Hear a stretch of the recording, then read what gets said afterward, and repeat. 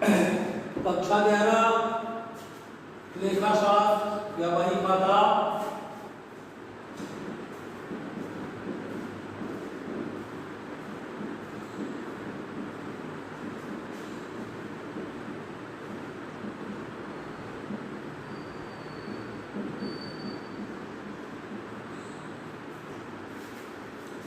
आपको कुछ लेखाशास्त्र का अर्थ बताया गया था।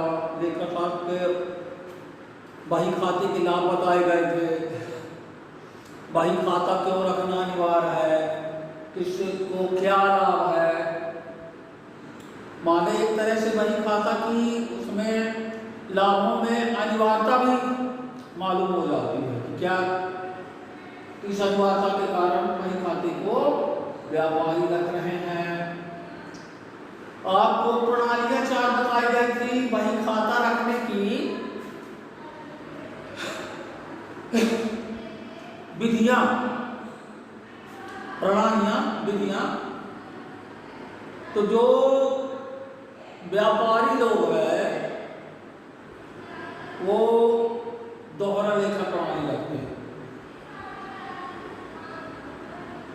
दोहरा लेखा प्रणाली, वैज्ञानिक प्रणाली के 4 प्रणाली आपको एक दिन बताए थे, फिर से बता दे रखना है। दूसरी प्रणाली है गहरा लेखा प्रणाली, जो कि वैज्ञानिक प्रणाली नहीं है, छोटे व्यापारी अपनाते हैं।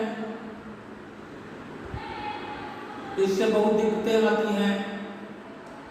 कुछ ही गहरा लेखा प्रणाली बाद में आपको 5वें 6वें में मिलेगी, फिर उसमें दोनों में दोहरा और एक गहरा लेखा प्रणाली में अंतर भी होगा।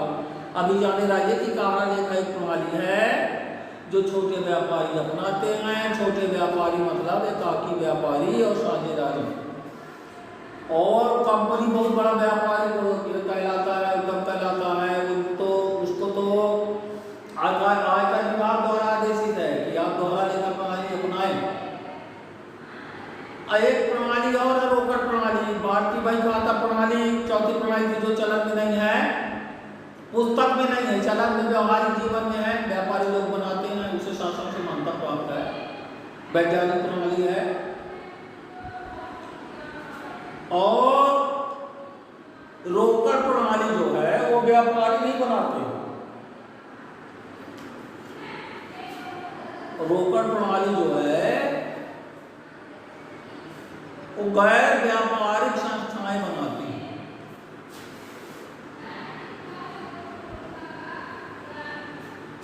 अलाभकारी संस्थाएं, पेशेवर व्यक्ति। तो अपन है क्या, जो ये है दोहरा लेखा प्रणाली,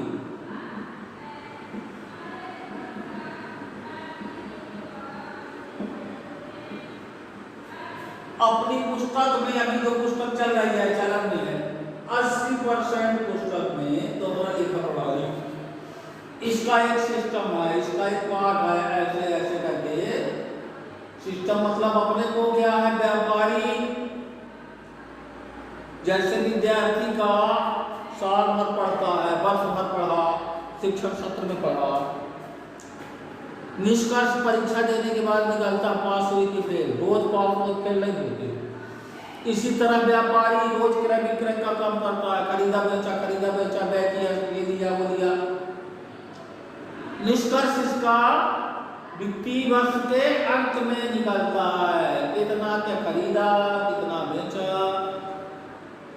वर्ष भर का हिसाब किताब उसको रखना पड़ता है, पर डे का। और फिर वर्ष के अंतिम दिन, वित्तीय वर्ष के अंतिम दिन। अब कहेंगे वित्तीय वर्ष क्या है? वित्तीय वर्ष जो है, देखिए सामान्य अपना जो कैलेंडर होता है 1 जनवरी से 31 दिसंबर तक चलता है, लेकिन जो वित्त कैलेंडर होता है वो 1 अप्रैल से 31 मार्च तक चलता है। तो 99% जो लिखा पढ़ी का काम है, लेखांकन का काम है, बही खाते का काम है, वो वित्तीय वर्ष, सामान्य कैलेंडर नहीं 1 जनवरी से 31 दिसंबर वाला, वित्तीय वर्ष हम आते हैं। और जो व्यापारी के निष्कर्ष हैं वो 31 मार्च को निकलते हैं, कितना बेचा, कुल वर्ष भर में कितने व्यय हुए, कितने प्रत्यक्ष व्यय हुए, कितने अप्रत्यक्ष व्यय हुए, कितना आपको सकल लाभ हो रहा है, कितना शुद्ध लाभ हो रहा है, कितने के आपके दायित्व हैं, कितनी की पूंजी मतलब है संपत्ति है, पूरा व्यवहार वर्ष के अंतिम दिन पता चलता है। आगे व्यवसाय को बढ़ाना है, क्या सुधार करना है, बंद कर देना है, ये वर्ष के अंतिम दिन बने उसका निर्णय होगा। आप इसमें बता रहे हैं सभी खाते व्यापारी दोहरा लेखा प्रणाली से अपनाते हैं, इसका एक क्रम है। और बता चुके फिर से बता रहे हैं, क्योंकि आज आपको जो पहला स्टेप है उसके कुछ नियम कानून बताने। दोहरा लेखा प्रणाली के स्टेप या कह सकते हैं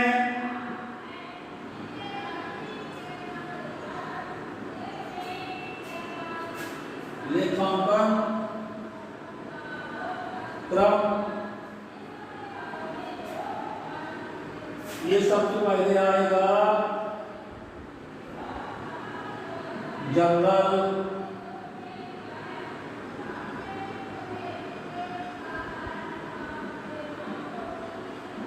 दैनिक पंजी, इसके बाद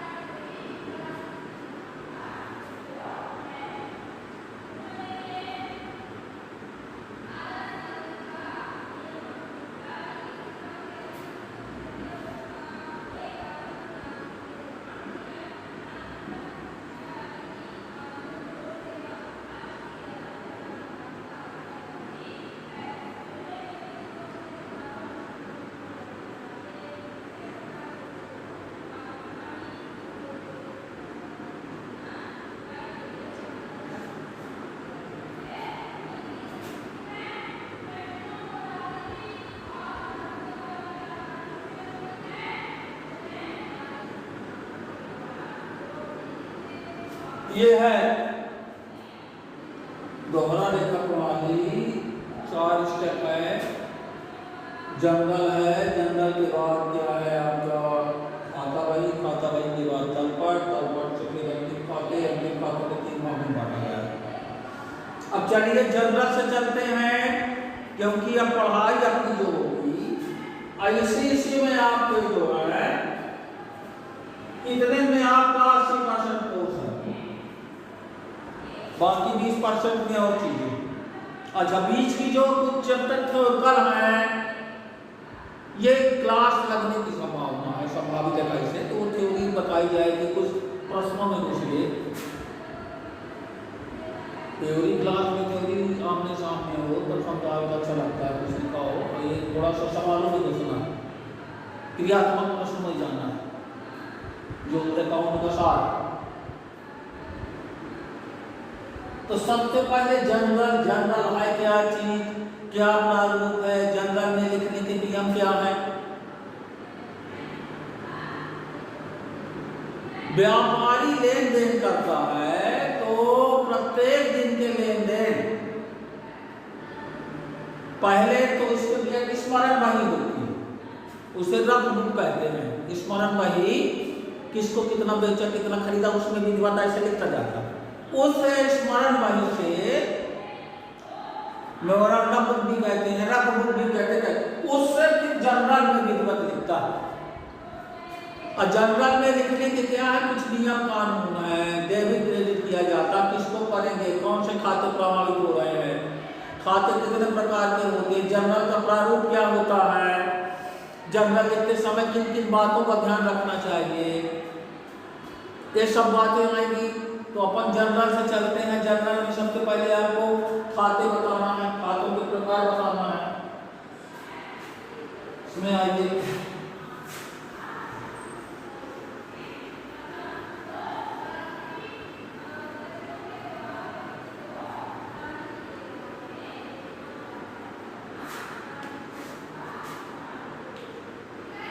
इसमें क्या है, सबसे पहले चलते हैं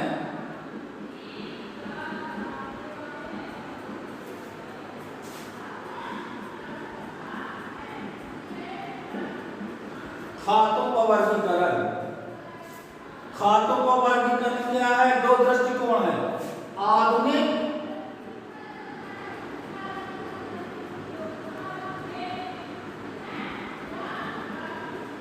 दृष्टिकोण है और दूसरा है परंपरागत दृष्टिकोण।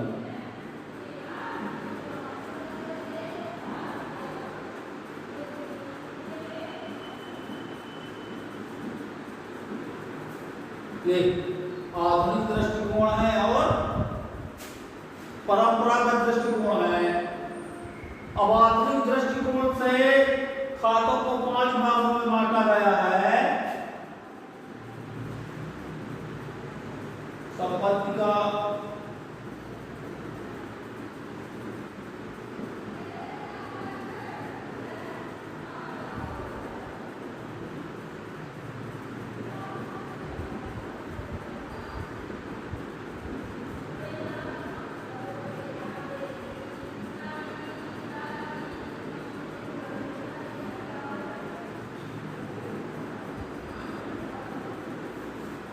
मेरे जानकारी में है जो है संपत्ति खाता, दायित्व खाता, पूंजी खाता, आय खाता, व्यय खाता, ये क्या है, आधुनिक दृष्टिकोण है। लेकिन अपने को जनरल में जो लेखा पढ़ी करनी है, जो दोहरा लेखा प्रणाली का स्टेप है, वो परंपरागत दृष्टिकोण के जो खाते हैं, परंपरागत दृष्टिकोण के खातों को 3 भागों में बांटा गया, 1 2 3।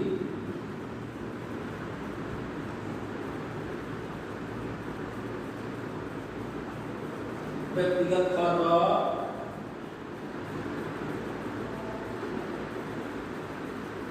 वस्तुगत खाता,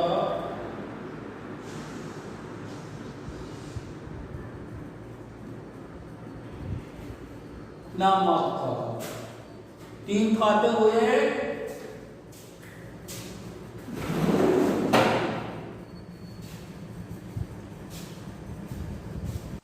अपने को ये तो ठीक है, लेकिन ये जनरल परंपरागत खाते के अनुसार करनी है।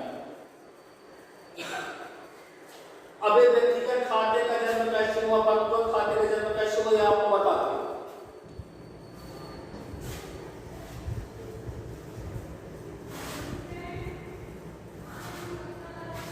व्यापारी बनाता है बही खाता, बही खाता व्यापारी बनाता है। तो जो व्यापारिक क्रियाएं हैं, लेन देन है, ट्रांजैक्शन है, उसके 6 स्टेप है, थोड़ा समझिए। नंबर 1,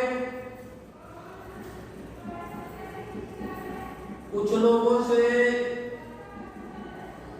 लेते हैं। नंबर 2, कुछ लोगों को देते हैं।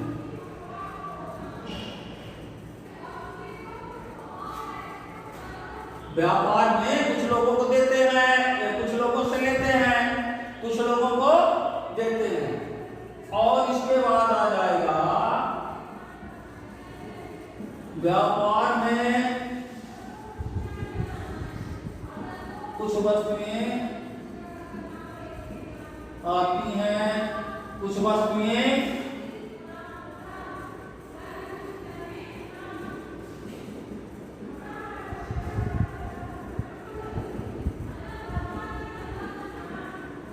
आती हैं।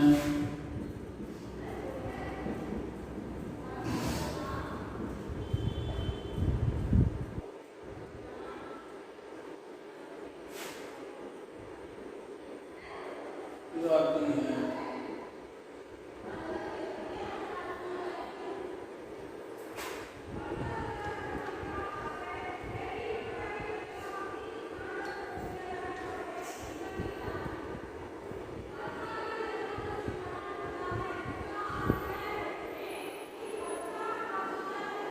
व्यापार में कुछ व्यय खर्च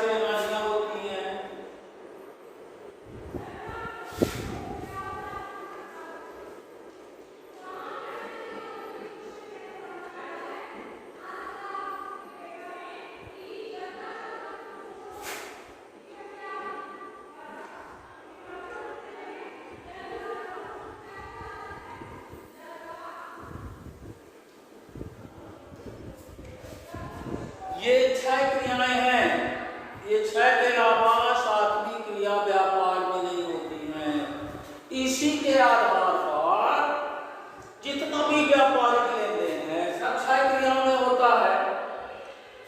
ये बन गया, आखिर बन गया जोड़ा, ये आ गया। कुछ लोगों से दिए, कुछ लोगों को दिए, कुछ वस्तुएं आई, कुछ वस्तुएं गई, कुछ गए हुए, कुछ आ गई। ये बन गया जोड़ा। इसी के आधार पर फिर बना है खाते बन गए हैं। ये बन गया व्यक्तिगत खाता, व्यक्तियों से लेना देना है। ये बन गया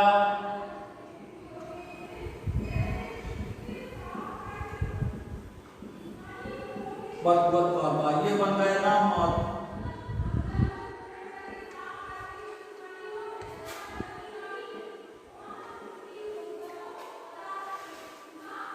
ये इन्हीं क्रियाओं के आधार पर फिर जो परंपरागत खातों का दृष्टिकोण है, परंपरागत दृष्टि 3 खाते बताए गए हैं ना, व्यक्तिगत खाता, वस्तु खाता और नाम मात्र खाता। अब कहेंगे व्यक्तिगत खाता है जिस लेन देन में लेंगे, किसी से लेंगे, किसी व्यक्ति से किसी व्यक्ति को देंगे, वो कहला जाएगा व्यक्तिगत खाता। फिर व्यक्तिगत खाते कई प्रकार के होते हैं, उसका विश्लेषण किया जाएगा। वस्तुगत खाता वस्तुएं क्रय करते हैं, संपत्ति क्रय करते हैं, संपत्तियों को बेचते हैं, वस्तुओं को बेचते हैं। अब ये 2 शब्द आए हैं, वस्तु और संपत्ति में क्या अंतर है? कुछ वस्तुएं तथा वस्तुएं या संपत्ति, जिनका वस्तुएं तथा संपत्तियां आती हैं। अब कुछ व्यापार से कुछ वस्तुएं तथा संपत्तियां जाती हैं, कुछ वस्तुएं तथा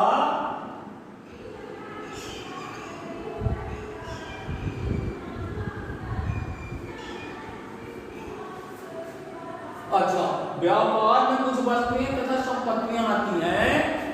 आने का मतलब क्रय करने से है, खरीदने से है। ऐसे कहीं से तपत न हो पड़ती कि कहीं जा उठा लाओ। व्यापार में वस्तुएं तथा संपत्तियां आ रही हैं तो व्यापार के लिए खरीदते हैं। व्यापार से कुछ वस्तुएं संपत्तियां जाती हैं तो उन्हें संपत्तियों का दान में वो दे देते, बेचते हैं। अच्छा फिर है व्यापार में, अच्छा वस्तु और संपत्ति का अर्थ समझना है। वस्तु क्या है? व्यापारी, व्यापार से बना व्यापारी, व्यापार का अर्थ है वस्तुओं को क्रय विक्रय का व्यापार कहलाता है। संपत्तियां जो व्यापार में सहायता करती हैं, फर्नीचर हो गया, दुकान खोलते हैं, फर्नीचर लगता है, अलमारी सो वगैरह बनवाते हैं, फैन लगवाए, पेटिंग्स हो गई, कुछ और इंस्ट्रूमेंट लगते हैं जो एक बार लिए जहाँ व्यापार में मदद करे, वो संपत्ति। अब क्या है? अब जिन वस्तुओं को खरीदे बिक्री का काम होता, खरीदे बेचे, उसी में खरीदे बेचे, वो वस्तु कहलाती गुड्स, गुड्स एसेट्स। व्यापारी जिन वस्तुओं के क्रय विक्रय का कार्य करता है वह कहलाती है वस्तु या गुड्स। ऐसी वस्तुएं जो व्यापार में मदद करती हैं, फर्नीचर हो गया, भवन हो गया, मशीनरी हो गई, फिटिंग्स हो गई, गुड्स हो गए, वो संपत्तियां एक बार खरीद लो, कई वर्षों तक प्रयोग करो, खराब हो जाए तो बेच दो, तो वस्तुएं जाती हैं, माने बिक गए। वस्तुएं खरीदे बेचने के पहले क्रय किए, आई उनको बेचो तो गई। वस्तुएं आती जाती हैं लेकिन संपत्तियां कम आती जाती हैं क्योंकि उनके क्रय विक्रय का काम नहीं होता। अब व्यापार में कुछ खर्चे होते हैं, खर्च बिना किराया देना है, ब्याज देना है, कमीशन देना है, मजदूरी देनी है, वेतन देना, बहुत से खर्चे होते हैं, हानि भी हो जाती है कभी कभी। अब कुछ आय प्राप्त होती है, किराया मिल रहा, ब्याज मिल रहा, भत्ता मिल रहा।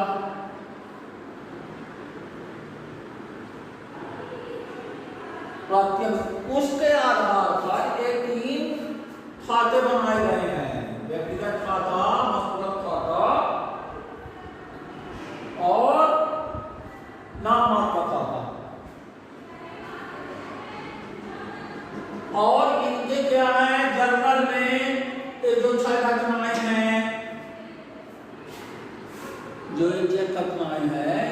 जनरल में विधिवत नियम के अनुसार प्रविष्टि की जाती है। किसको डेबिट करेंगे, किसको क्रेडिट करेंगे, कैसे करेंगे।